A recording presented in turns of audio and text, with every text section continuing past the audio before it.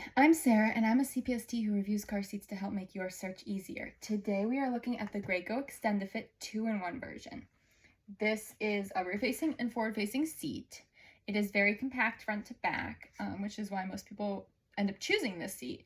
But that is on toddler recline, not newborn recline, and I'll show you what I mean by that in a minute. But we're going to start with an 18-inch doll. Now she doesn't have the scrunchiness of a newborn, but at 18 inches her shoulders do fit. I will say though that these straps don't pass the pinch test with an 18-inch doll in it. So that's something to keep in mind, that I can't get these straps any tighter and they don't pass the pinch test. So she is not safe in the seat. So this seat probably does not work well for, or I'm not going to recommend this seat for newborns. Okay, this is a great seat once they get a little bit bigger, not past the tiny newborn stage. And also, another issue for newborns, and I'm going to take her out of here so we can talk about the seat, pros and cons. I do use this seat for my child in one of our cars, so I have a good bit of experience with it. But we're just looking at the seat for now. The other con for a newborn, why I would not recommend this, is that this is a very difficult seat to get on the right recline for a newborn. Now, our recline foot is down here, and I'll show you where it is in a minute, but I'm going to put this down. So, this is not compact front to back. An infant's carrier is probably going to be more compact than this front to back for a newborn recline. Also, it has this level. Let me turn it around for you. Right here. See that? The light blue circle is newborn recline, and the dark blue and light blue is any rear facing. Okay? Now, as you can see though, it can be difficult, number one, to get it into that little blue circle. And it also is pretty straight up and down, okay? I'm gonna show you kind of where it's at. It's not leaning back really for like a newborn. So this is gonna be difficult to get the proper recline for a newborn. This is our little recline adjuster right here. This is our little foot thing that I'm gonna tell you about in a little bit. But I'm gonna put it back up so you can see it. So, not going to recommend it for newborns, like from birth up, but definitely if you have a compact car, this is a great option for a toddler or a younger child. And actually for an older child as well.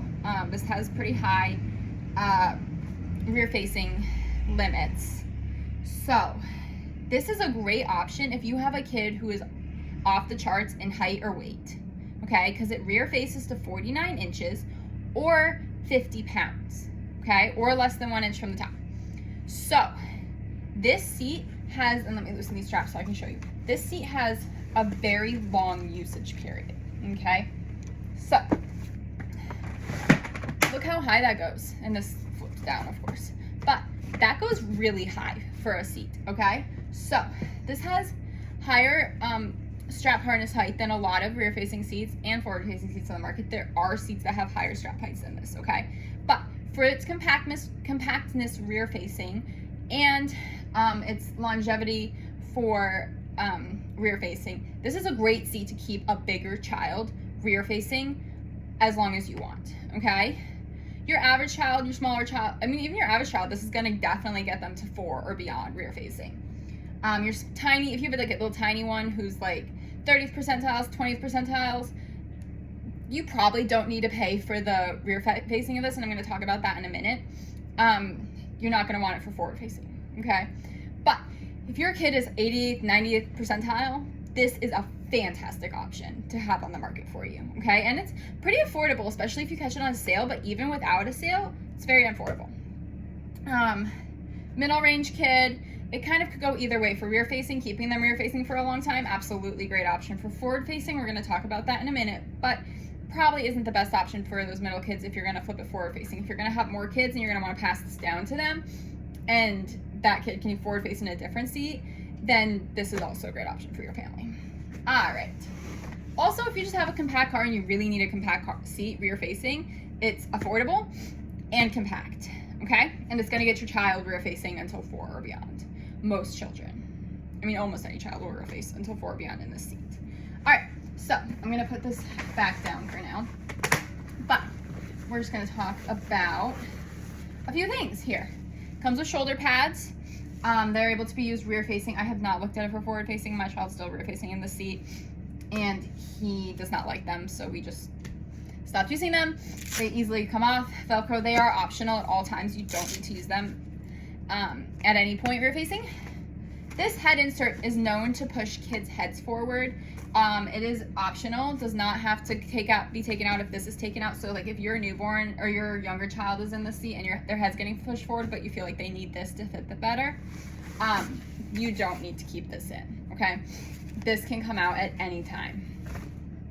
Now, this pad can be used at any time rear facing. Same with this, anytime rear facing, but must come out for forward facing. It cannot be used forward facing. Same with this, cannot be used forward facing, but your child can use it rear facing. We don't use it. My child feels like he's comfortable. Some people, I mean, there's not a ton of padding on the seat. It's not terrible, but it's also not the comfiest seat in the world. And so for that reason, a lot of people leave this in rear facing as long as their kid is comfortable with it. It is required if their shoulders are below the bottom strap height without it. Now, one con about this color specifically is it stains. I've had this seat for 2 years. It stains, okay? Dirt, food, anything they have on their pants gets on the seat. This has been washed. It is washable on delicate in the washer machine with non-abrasive detergents and hung dry. I have hung dry it in the sun. I have hung dry it in my basement. I have washed it more than once on delicate, but you can't use things like OxyClean and stuff like that on car seats. So I can't get these, I mean, if the sun didn't get these stains out, nothing's getting these stains out. So, good to keep in mind if you want to get the seat, get a darker color, not the pretty light blue. It stains. And the gray on the side does too, but not as bad. The back, I mean, if you can look, this is the color it's supposed to be, the whole seat, okay? So, and another issue that people have with the seat is that sometimes older kids complain that their backs hurt when they get to this height, okay? But my electricity just went up. But again, if you're gonna pass this down to keep kids rear facing for a long time, it's a good option. Now, it does have these little handy dandy places to put these, which I love because your kiddo can climb in and then you can buckle them. There is a lot of harness availability. You know, I mean, it's for a bigger kid, so when you have it down here, you still have a lot to get kiddo in. It loosens and tightens. It is known to stick a little bit, but if that happens, like right now I'm having trouble pulling it, you can just pull right here while you're tightening it, and that makes it super easy. This is for rear facing. It's got the exposed harness on the back. But if they, and if that doesn't work, then you can reset it by lifting this all the way up, loosening it all the way, and then resetting it to where your child needs it. Okay, so that is kind of the basics about the seat. Cup holders are required. It is a wider seat, especially with these cup holders installed, which they are required. So if you're using the seat without the cup holders, then it's missing a key component of crash force prevention. So cup holders are required. There are two cup holders. My son likes to put his toys in them. All right, on the side, we're gonna look at this side right now. So we have our level right here. Like I said, I haven't had any issue getting this with level on more slope seats in my husband's car and flatter seats on mine, really no issue. He drives a Prius and this seat fits rear facing with a 6-foot man in front of it. So if that's not compact, I don't know what is. This is with a 2.5-year-old in it though. That's not a newborn. We did not use the seat at newborn. We used an infant carrier. So for a toddler, definitely compact. Rear facing, again, 4 pounds minimum, but really not going to recommend it for a newborn. It doesn't always get a good fit for a newborn. It quite often does not. 4 pounds to 50 pounds rear facing. You must switch off of latch at, I believe it's 45 pounds. Let me check. Yeah, 45 pounds is when latch must switch. So if you rear face a kid to 50 pounds in this, you're going to have to put a seatbelt install. And your seatbelts have to lock, where in the US, anything made after 1996, that is required. This is a US seat that I'm looking at. It is available in other countries like Canada, but they have slightly different rules for the seats, so I'm not going to specify that. You would want to look at your manual. It does allow, it does mark, like this is the rear facing overhang, max overhang. This is the forward facing max overhang right here. So that's nice that they tell you that. Forward facing, oh, and less than 1 inch above the head is also a maximum for rear facing. So it doesn't say 49 inches, but that's kind of where the strap height is. So it's going to get your kid rear facing for a long time. So less than 1 inch above the head or 50 pounds, whichever one of those maxes they hit first, you have to flip them. 45 pounds, you must put seatbelt through. Forward facing, it goes 22 pounds minimum, but you should be rear facing your child till 2. And then flip them, and then it's to 65 pounds or 49 inches is the maximums for forward facing. Does not become a booster, but you know what? This is a 10-year expiration. You can pass it down to a second child to keep them rear facing longer. It's a good option for families, especially with compact cars. Okay, so it also has this handy dandy foot thing, which you use rear facing only. It is not required to be out rear facing, okay? But it is to give your child more leg room. So that's cool. We do not use it in the Prius out because it does take up more room rear facing. But if you're using it in like an SUV, in my install video, you're going to see that I'm installing it in a mid-size SUV. You can definitely put the recline foot out and your kid would have, like if you have a longer legged kid, they have more room for their feet, and that's pretty cool. But only rear facing, forward facing, it must be in. There's also 2 clicks. You can put it out 1 click or 2 clicks. So there's 2 options for the width of how far out you want it. So that's kind of cool too. Oh, my electricity came back on. How handy. All right. So as I was talking about, this isn't always the best option for, especially for smaller kids. There's other options on the market that are compact front to back that have lower rear facing limits. But it has 1, 2, 3 for rear facing and also 4. You can put your child on recline 4 for rear facing. We use it in the Prius on 3 or 4. 4 is definitely more compact front to back rear facing. But my son kind of complains that that's uncomfortable for his back, so we kind of recline it to 3, and he's happy as a clam. 2 and 1 are definitely more bulky front to back, but those are going to help you achieve a younger child's recline. Like for a kid who doesn't have head and neck support, torso support, you would want to use 1 or 2 to get that recline in your car. Graco does allow rolled towels to help you achieve that as well. Check your manual. There is a handy dandy place to keep the manual right here. I don't know if you can see it. My manual is right here. It's not my favorite place to keep a manual because liquids can trip on it. But overall, it's good to have the manual with the seat, so you can always double check something that maybe isn't on the side here because the manual has more information. All right. Also, it has 3 reclines for forward facing, 4, 5, and 6. If your child is under 40 pounds, they have to be on recline 4, which can make the seat not work with some cars. And that is what I'm talking about for this not being the best option for those tinier kids, and even some middle range kids, because this is the recline you have to have it on. And in my install video, I will go over what this looks like. But this is going to make it maybe not sit, because it has to be leaning back so far, sit correctly on your seat, have too much overhang, interfere with headrests, forward facing, things like that.